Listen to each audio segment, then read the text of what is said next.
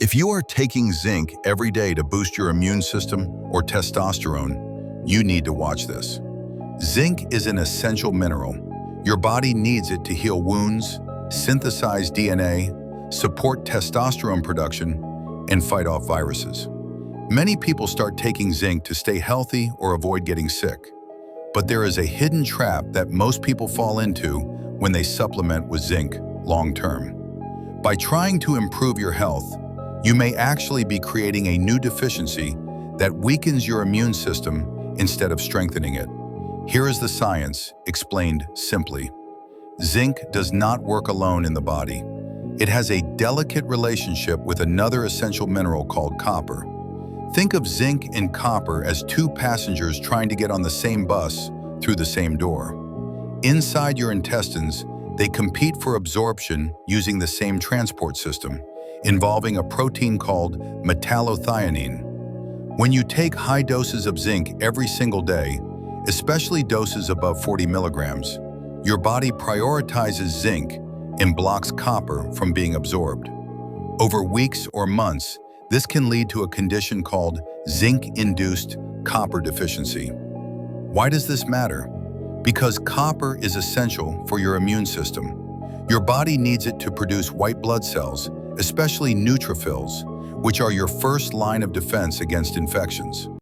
Ironically, taking too much zinc to avoid getting sick can lower your white blood cell count and make you more prone to illness.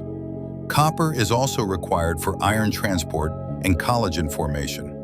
Without enough copper, you may develop anemia even when iron levels look normal, and you might notice changes in skin quality or premature graying of hair. Another common mistake is taking zinc on an empty stomach. Zinc can irritate the stomach lining. That's why taking it without food often causes nausea or dizziness. Always take zinc with a solid meal. There is also an important absorption factor.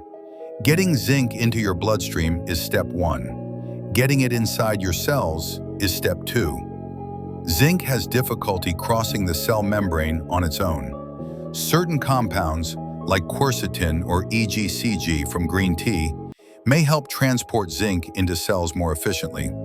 This means taking zinc with foods like onions, apples, or green tea may improve its effectiveness at lower doses. Before we talk about supplements, food matters. Ideally, you should get your base zinc intake from whole foods. Oysters are the richest source of zinc by far.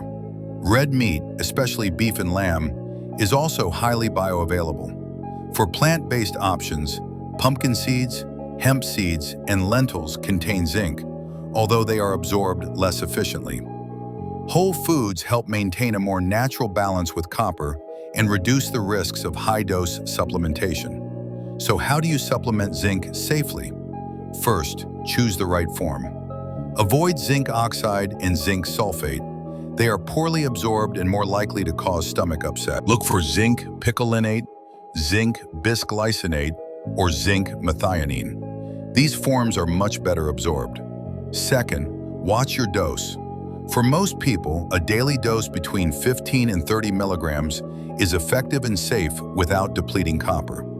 Higher doses, such as 50 milligrams, can be used short-term, like at the start of a cold, but they should not be taken daily for months. If higher doses are used long-term, adequate copper intake is essential. A general rule of thumb is about 1 milligram of copper for every 15 milligrams of zinc. Many quality supplements already include copper, so always check the label. Another simple strategy is to cycle zinc. Take it for 5 days, then take 2 days off. Zinc is powerful, but balance is everything. Use zinc as a tool, not a crutch. If this video helped you understand your body better, subscribe to the channel. We are building one of the smartest health communities on YouTube. See you in the next video.